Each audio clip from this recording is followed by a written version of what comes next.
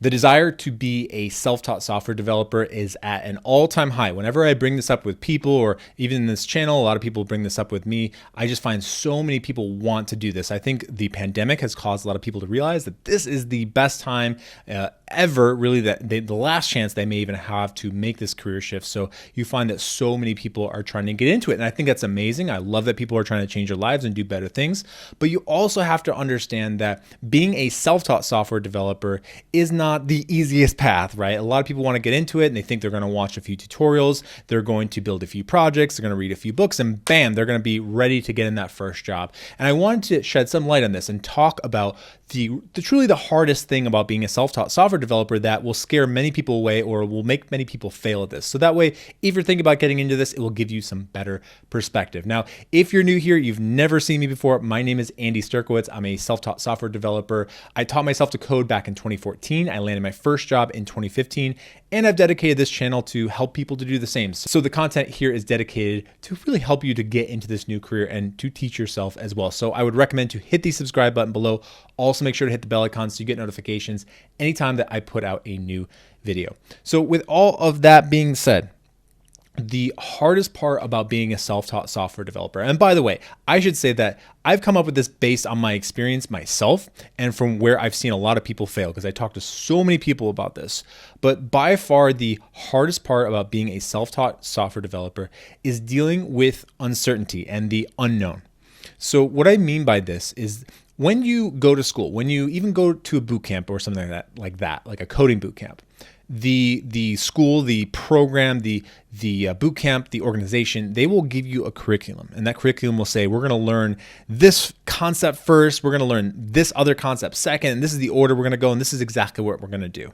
And you, as somebody who is the consumer of that product, it's so easy to just look and say, wow, look at that, I've got a plan, I feel good, I'm going to execute on this. And that's awesome, right? Like, having a plan is step number one to do anything. Even if you're going to be self-taught, you have to do that.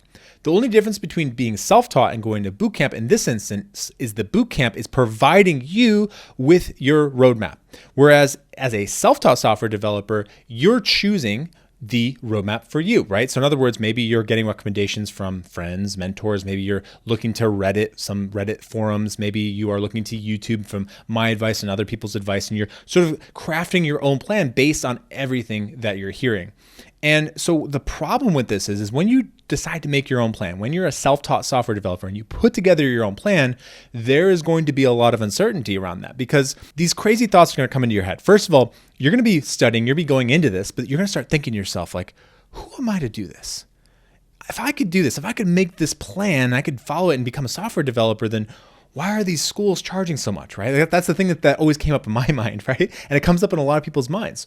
You're also going to be going through this and going like, okay, so I put together this plan. It's different from other people's plans. Is this going to work? Or even as you're learning, you're going to say like, is this really the correct way? Like, how do I know?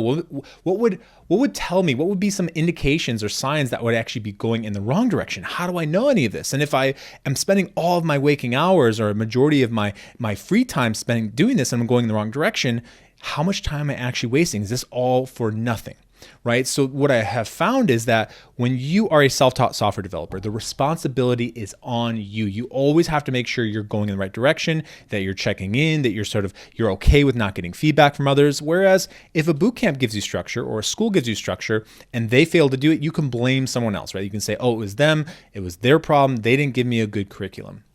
And so that's really the hardest thing. And it sounds so subtle. A lot of people say, well, I don't mind that, I can do that. But I've seen this time and time again where people will do the self-taught path, right? They'll start off a few weeks in, everything is great. They create a little plan for themselves. They start studying, 10, 15, 20, 30, 40 hours a week, even sometimes. But what happens is after I'd say maybe 2, 4, 6, 8 weeks, something around that range, their motivation starts to fall precipitously, right? Like, in other words, they just sort of out of nowhere just become very demotivated. And I think this really comes from the fact that they stop trusting that roadmap, that plan, because their progress slows down. Their learning always slows down, by the way. Like, you can't learn in a straight line like this. You always tend to learn really fast at the beginning, and then it sort of peters off, and all of a sudden you're sort of learning at a much slower rate for the rest of your endeavor. So for a lot of people, this frustrates them. Then they start asking questions like, is this worth it? Am I wasting time? Is my plan okay? And it just totally kills them. So you have to be able to sit there and despite all the self-doubt, despite all of the thoughts in your head that are telling you like, maybe this isn't going to work. Who are you to do this? And you have to keep going and keep just trudging along. Look, what I'm trying to say is it's not glorious. You're not going to sit there for a few weeks and pull a couple all-nighters and all of a sudden you're going to end up with a job. I mean, you may, but you're probably not.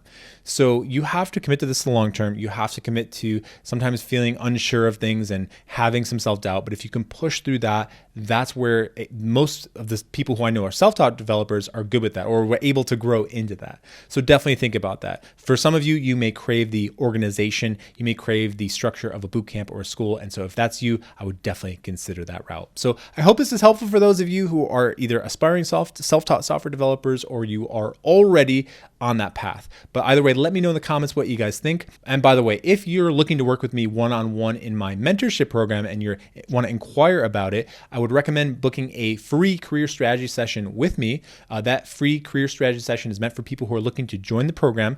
When we hop on that call, what we're going to do is I'm going to ask you questions about your goals. I really want to iron out what you're trying to do. We'll also talk about what your issues are, what you're struggling with. And once I get a sense of everything, I'll have a good sense of whether you're a good fit for what we do in the mentorship program. And if you are, great. I can lay out what the mentorship program looks like and all of the details. But I would highly recommend jumping on that call as soon as possible. I will leave a link below here in the description where you can book that call. Make sure to jump on it as soon as possible as the time slots tend to fill up very quickly. Other than that, thank you so much for watching. And as always, guys, peace out. See you later.